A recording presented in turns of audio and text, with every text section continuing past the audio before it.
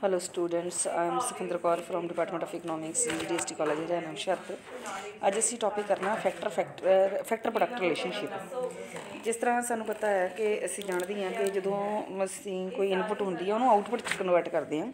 Land, labour, capital ਅਤੇ ਐਂਟਰਪ੍ਰੇਨਰ ਨੂੰ ਅਸੀਂ ਕੰਮ 'ਤੇ ਲਗਾਉਂਦੇ ਹਾਂ ਅਤੇ ਉਹਨਾਂ ਦੀ ਹੈਲਪ ਦੇ ਨਾਲ ਅਸੀਂ ਇਨਪੁੱਟ ਨੂੰ ਆਊਟਪੁੱਟ ਦੇ ਵਿੱਚ ਕਨਵਰਟ ਕਰ ਲੈਂਦੇ ਹਾਂ। ਇਸ ਪ੍ਰੋਸੈਸ ਨੂੰ, ਇਸ ਟੈਕਨੀਕਲ ਰਿਲੇਸ਼ਨਸ਼ਿਪ ਨੂੰ ਆਪਾਂ ਪ੍ਰੋਡਕਸ਼ਨ ਫੰਕਸ਼ਨ ਕਹਿੰਦੇ ਹਾਂ। Production function is a technical relationship of output with its various inputs है ना। प्रोडक्शन फंक्शन ਨੂੰ ਆਪਾਂ ਲਿਖਦੇ ਹੁੰਦੇ ਆ y is a function of ਆਪਾਂ ਇਸ ਤਰ੍ਹਾਂ ਲਿਖਦੇ ਹੁੰਦੇ ਆ LKS। ਮੈਂ ਸਟੱਡੀ ਮਟੀਰੀਅਲ ਤੁਹਾਨੂੰ ਭੇਜਿਆ, ਰੱਖ ਕੇ ਸਾਹਮਣੇ ਦੇਖਿਓ ਇਹਨੂੰ।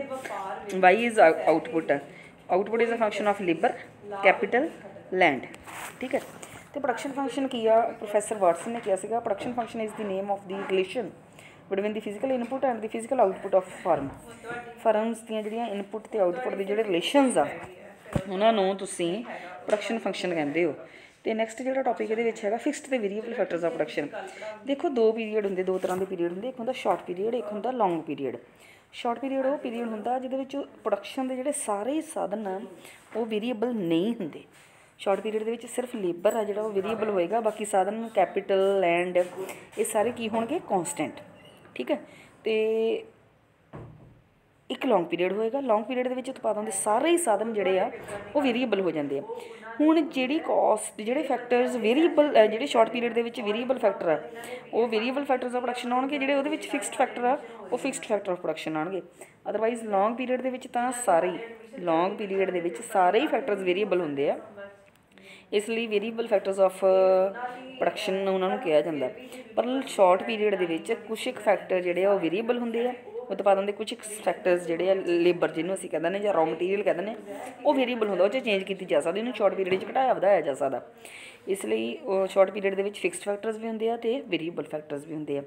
ਲੌਂਗ ਪੀਰੀਅਡ ਦੇ ਵਿੱਚ ਸਿਰਫ ਵੇਰੀਏਬਲ ਫੈਕਟਰ ਹੁੰਦੇ, ਕਿਉਂਕਿ ਲੌਂਗ ਪੀਰੀਅਡ ਦੇ ਵਿੱਚ ਤਾਂ ਤੁਸੀਂ land, building, tractors, tubewells, labour, fertiliser ਸਭ ਕੁਛ ਨੂੰ ਵਧਾ ਸਕਦੇ ਹੋ। ਇਸ ਲਈ ਲੌਂਗ ਪੀਰੀਅਡ ਦੇ ਵਿੱਚ ਸਿਰਫ ਫੈਕਟਰਸ ਆਫ ਪ੍ਰੋਡਕਸ਼ਨ ਕਹਿੰਦੇ ਆਪਾਂ ਨੂੰ, ਉਹ ਵੇਰੀਏਬਲ ਹੀ ਹੁੰਦੇ ਆ। ਸ਼ਾਰਟ ਪੀਰੀਅਡ ਦੇ ਵਿੱਚ ਵੇਰੀਏਬਲ ਅਤੇ ਫਿਕਸਡ ਹੁੰਦੇ ਆ। ਇਹ ਸ਼ਾਰਟ ਪੀਰੀਅਡ ਅਤੇ ਲੌਂਗ ਪੀਰੀਅਡ ਦੇ ਅਕੋਰਡਿੰਗ ਹੁੰਦੇ ਆ। ਉਸ ਤੋਂ ਬਾਅਦ ਟੋਟਲ ਪ੍ਰੋਡਕਸ਼ਨ, ਜਦੋਂ ਤੁਸੀਂ ਪ੍ਰੋਡਿਊਸ ਕਰਦੇ ਹੋ, ਜਿਹੜਾ ਟੋਟਲ ਤੁਸੀਂ ਪ੍ਰੋਡਿਊਸ ਕਰਦੇ ਹੋ ਉਹ ਟੋਟਲ ਪ੍ਰੋਡਕਸ਼ਨ ਹੁੰਦੀ ਆ। ਅਤੇ ਜਦੋਂ ਤੁਸੀਂ ਟੋਟਲ ਪ੍ਰੋਡਕਸ਼ਨ ਨੂੰ ਆਊਟਪੁੱਟ ਨਾਲ ਡਿਵਾਈਡ ਕਰ ਦੋਗੇ ਉਹ ਐਵਰੇਜ ਪ੍ਰੋਡਕਸ਼ਨ ਹੋਏਗੀ। ਦੇਖੋ ਜੋ ਟੋਟਲ ਪ੍ਰੋਡਿਊਸ ਹੁੰਦਾ ਕਿਤੇ ਇੱਕ ਫਿਕਸ ਪੀਰੀਅਡ ਆਫ ਟਾਈਮ ਦੇ ਵਿੱਚ, ਉਹ ਤਾਂ ਟੋਟਲ ਪ੍ਰੋਡਕਸ਼ਨ ਹੋ ਗਈ।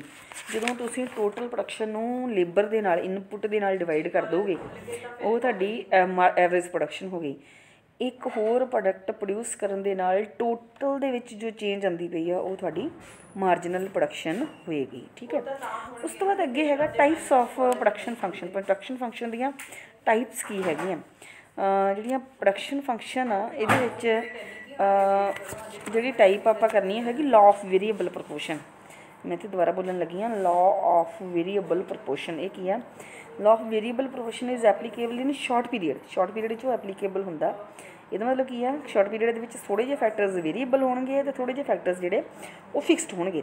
ਇਨ the short period the fixed factors can not be changed whereas more of production can be obtained with the increase in the variable factor only. ਅਤੇ short period ਦੇ ਵਿੱਚ ਤੁਸੀਂ ਫਿਕਸਡ ਫੈਕਟਰ ਨੂੰ ਤਾਂ change ਨਹੀਂ ਕਰ ਸਕਦੇ। ਇਹ ਸ਼ਾਰਟ ਪੀਰੀਅਡ ਦਾ ਕੰਸੈਪਟ ਅਸਲ 'ਚ ਹੈ ਨਾ। ਅਤੇ ਸ਼ਾਰਟ ਪੀਰੀਅਡ ਦੇ ਵਿੱਚ ਤੁਸੀਂ ਜੇ ਆਊਟਪੁੱਟ ਦੇ ਵਿੱਚ ਚੇਂਜ ਕਰਨੀ ਆ, ਆਊਟਪੁੱਟ ਨੂੰ ਵਧਾਉਣਾ ਹੈ, ਤਾਂ ਤੁਸੀਂ ਸਿਰਫ ਅਤੇ ਸਿਰਫ ਵੇਰੀਏਬਲ ਫੈਕਟਰ ਹੈ ਜਿਹੜਾ ਉਹਨੂੰ ਹੀ ਚੇਂਜ ਕਰ ਸਕਦੇ ਹੋ। ਅਤੇ ਵੇਰੀਏਬਲ ਫੈਕਟਰ ਕਿਹੜਾ ਹੈ ਸਾਡੇ ਕੋਲ? ਲੇਬਰ। ਵੇਰੀਏਬਲ ਫੈਕਟਰ ਦੇ ਵਿੱਚ ਇਨਕਰੀਜ਼ ਜਾਂ ਡਿਕਰੀਜ਼ ਦੇ ਨਾਲ ਤੁਹਾਡੀ ਆਊਟਪੁੱਟ ਦੇ ਵਿੱਚ, ਤੁਹਾਡੀ ਪ੍ਰੋਡਕਸ਼ਨ 'ਚ ਕੀ ਫਰਕ ਪੈਂਦਾ, ਕਿਸ ਤਰ੍ਹਾਂ ਦੀਆਂ ਚੇਂਜਸ ਆਉਂਦੀਆਂ, ਇਹ ਤੁਹਾਨੂੰ ਲਾਅ ਆਫ ਵੇਰੀਏਬਲ ਪ੍ਰਪੋਰਸ਼ਨ ਜਿਹੜਾ ਅਸੀਂ ਕਰਨ ਲੱਗੇ ਹਾਂ, ਲਾਅ ਆਫ ਵੇਰੀਏਬਲ ਪ੍ਰਪੋਰਸ਼ਨ, ਇਹ ਜਿਹੜਾ ਆ ਇਹ ਦੱਸਦਾ। ਲਾਅ ਆਫ ਵੇਰੀਏਬਲ ਪ੍ਰਪੋਰਸ਼ਨ ਦੇ ਬਾਰੇ ਵਿੱਚ ਪ੍ਰੋਫੈਸਰ ਸੈਮੂਅਲਸਨ ਨੇ ਕਿਹਾ ਸੀਗਾ, the law states that an increase in some variable input relative to some other fixed input in a given state of technology causes total output to increase, but after a point the extra output resulting from the same addition of extra input is likely to become less and less। मैं simple words ਦੇ ਵਿੱਚ ਸਮਝਾਉਂਦੀ ਹਾਂ ਕਿ short period ਹੈ। Short period ਕੁਛ ਇੱਕ factors production ਜਿਹੜੇ ਆ ਉਹ ਕੌਂਸਟੈਂਟ ਆ। ਇੱਕ ਫੈਕਟਰ ਪ੍ਰੋਡਕਸ਼ਨ ਵੇਰੀਏਬਲ ਆ, ਦੈਟ ਇਜ਼ ਲੇਬਰ। ਤੁਸੀਂ ਸਿਰਫ ਲੇਬਰ ਨੂੰ ਵਧਾ ਕੇ ਟੋਟਲ ਆਊਟਪੁੱਟ ਵਧਾਉਣੀ ਹੈ। ਪਰ ਹੁਣ ਦੇਖੋ है की आ कि शुरू जो तुम लेबर बढ़ाओगे आउटपुट बढ़ेगी, ਵੱਧੇ रेट पर बढ़ेगी। Output increases eight increasing rate, पर फिर एक लैवल आ जाता क्योंकि एक फैक्टर तो नाल फिक्सड है ना, तुसीं एक फैक्टर के नाल थोड़ी ना काम करते पे हो, नाल एक फिक्सड फैक्टर भी है जो काम करता पे, मतलब कली लेबर के नाल तुसीं नहीं करते पे। मान लो तुसीं एग्रीकल्चर का काम करते पे हो, एक साडे कोल लेबर नाल लैंड भी है, लैंड के उत्ते तुसीं लेबर यूज़ करते पे हो, इसलिए शुरू जो तुम लेबर बढ़ाओगे साड़ी आउटपुट बढ़ेगी, इनक्रीजिंग रेट पर बढ़ेगी। But after some point output increases at a constant rate, total production बढ़ती है पर कॉन्सटेंट रेट पर, एंड उस तो बाद कुछ होर टाइम तो बाद output increases at a decreasing rate. इनू आप एक डायग्राम के थ्रू समझते हैं, टेबल के थ्रू सॉरी समझते हैं। इतने मैं नंबर ऑफ लेबरस लाए, इतने एक तुम फैक्टर होर लो लैंड, और लैंड में असीं थ्रू आउट की लैंथ 1 मन के चलते हैं कि बस 1 हेक्टेयर लैंड है, उस 1 हेक्टेयर लैंड तो पहला आप एक लेबरर लगाते हैं, फिर 2, फिर 3, 4, 5, 6, 7, 8, 9, 10, 11, 12, 13, 14 इस तरह लेबरर आप वधाते जाते हैं। पर जी लैंड आ वो फिक्सड है, ये टेबल के एक कॉलम होर ऐड कर सकते हो, दैट इज़ लैंड का, और लैंड असी पर हेक्टेयर मन के चलेंगे कॉन्सटेंट 1, एक हेक्टेयर असी मन के चलते हैं। और उस तो बाद टोटल प्रोडक्शन देखो, जो तुम एक लेबर लगाते हो 12, सैकेंड लेबर से 28, फिर इस तरह लेबर 1 करके बढ़ाते पे हैं, आउटपुट 48, 72, 95, 114 है ना। उस तो बाद एवरेज प्रोडक्शन किस तरह कढ़ते हो तुसीं, जो तुसीं इस टोटल प्रोडक्शन नूं लेबर के नाल डिवाइड कर देंगे हो तो एवरेज प्रोडक्शन आती है 12/1 12, 28/2 14, 48/3 16 इस तरह। उस तो बाद मार्जिनल प्रोडक्ट की होंदा, मार्जिनल प्रोडक्ट होंदा total cost in nth period minus total cost in n-1 period. की होंदा ये, मैं इत्थे एक मिनट इत्थे थोड़ी जी स्पेस है, मैं इत्थे लिखण लगी हाँ।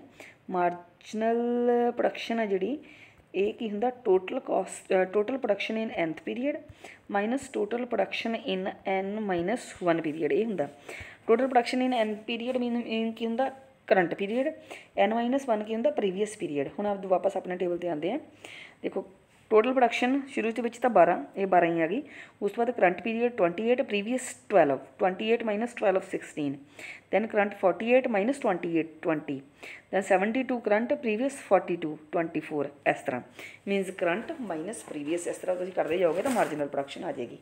हुण तुसीं देखो पहलां साडी प्रोडक्शन वध रही है 12 16, मीनस इत्थे साडी टोटल प्रोडक्शन जो असीं लेबर बढ़ाए 1 2 3 4 5 इस तरह लेबर 1/1 करके इनक्रीज़ किया, शुरू के साडी प्रोडक्शन वधी है ਵੱਧਦੇ रेट पर।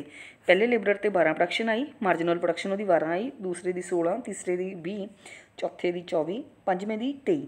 पर उस तो बाद लेबर जिदा जिदा आप लेबर बढ़ाया आउटपुट है जी वधी तो है, टोटल प्रोडक्शन तो देखो 114 126 136 144 150 वधी है, पर रेट कि 23 19 12 10 8 मतलब कि घटते रेट पर वधी है।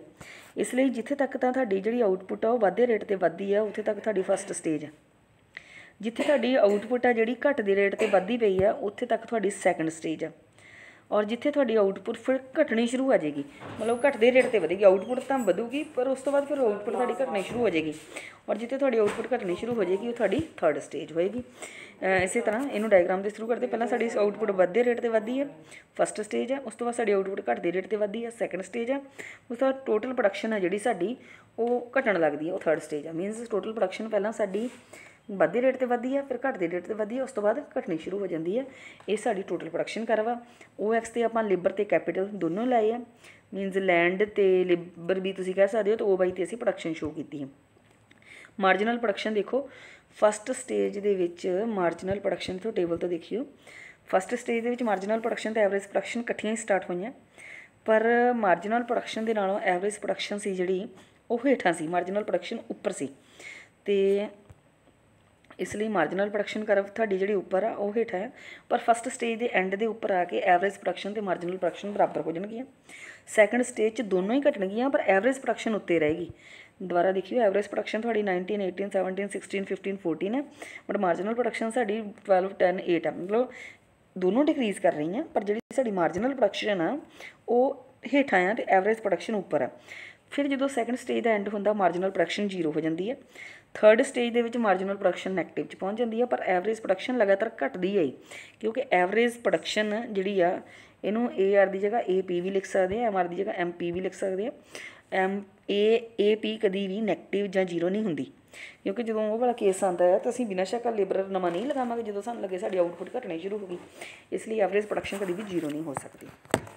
और ये उस तो बाद causes law of diminishing marginal returns, फिर ये भी है कि फिर एक लॉ ये है कि लॉ ऑफ डिमिनिशिंग, जिस तरह लॉ ऑफ वेरीएबल प्रोपोर्शन है इस तरह law of diminishing marginal returns है।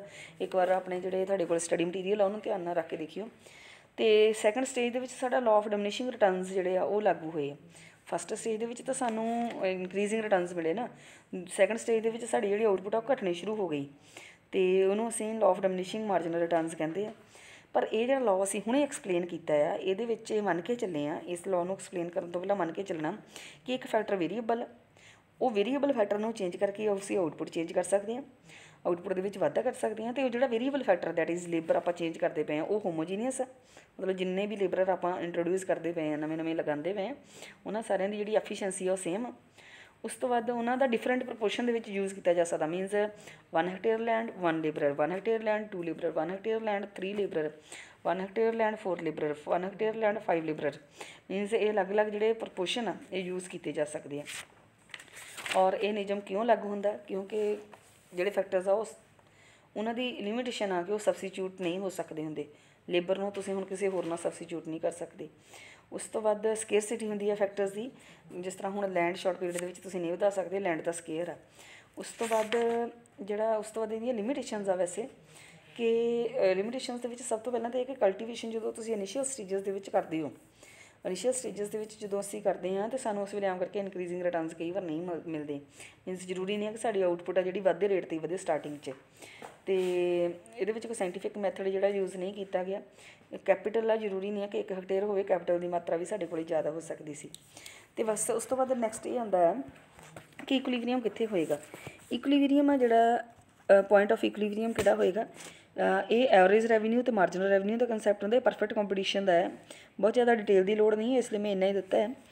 एवरेज रैवन्यू तो मार्जिनल रैवन्यू परफेक्ट कंपीटीशन के एक्स एक्सिस के हॉरीजोंटल होंगे, और आ जी करव दी है ये एवरेज कॉस्ट करव, और average cost curve जितों average revenue करव नूं इंटरसैक्ट करती होंगी है उत्थे तुसीं जिहड़ा प्राइस है डिसाइड करते हो, तो वही पॉइंट ऑफ इक्विलिब्रियम होंदा, क्योंकि उन्नी प्रोडक्शन है जी वो ये मार्जिनल कॉस्ट करव आ, सॉरी एवरेज कॉस्ट नहीं मार्जिनल कॉस्ट करव आ। मार्जिनल कॉस्ट करव जितों ए आर नूं असल दे विच ए आर नूं नहीं इंटरसैक्ट कर रही, इत्थे एक होर करव होंदी एवरेज कॉस्ट करव, इतों एवरेज कॉस्ट करव नूं मिनीमम पॉइंट तो इंटरसैक्ट कर रही होंगी है। तो एवरेज कॉस्ट करव है जी वो मार्जिनल कॉस्ट करव दे टेंजेंट होंदी है, और एवरेज कॉस्ट करव दे मिनीमम तो मार्जिनल कॉस्ट उन्होंने इंटरसैक्ट करके जाती है, और जिथे ये एम आर नूं इंटरसैक्ट करती है एम सी, जिथे मार्जिनल कॉस्ट मार्जिनल रैवन्यू नूं इंटरसैक्ट करती है वो पॉइंट ऑफ इक्विलिब्रियम होंदा, और उन्नी जी आउटपुट आ वो डिसाइड की जाती है पॉइंट ऑफ इक्विलिब्रियम। ये 2 मार्क्स के पॉइंट ऑफ व्यू तो करवाया, अदरवाइज ये इतने बहुत ज़्यादा साढ़े कंसैप्ट के बहुत रेलीवेंट टॉपिक नहीं है पॉइंट ऑफ इक्विलिब्रियम का, ये तो बाई चांस के लिए करवाया गया, इसलिए इनू आप स्किप भी कर सकते हैं वैसे। और जोड़ा साडा लॉ ऑफ वेरीएबल प्रोपोर्शन है वो इंपॉर्टेंट है, और वैसे भी साडा ये फैक्टर जोड़ा साडा टॉपिक है, साडा टॉपिक हैगा factor product relationship. Next topic के आप प्रोडक्ट तो फैक्टर रिलेशनशिप करांगे। Thank you so much.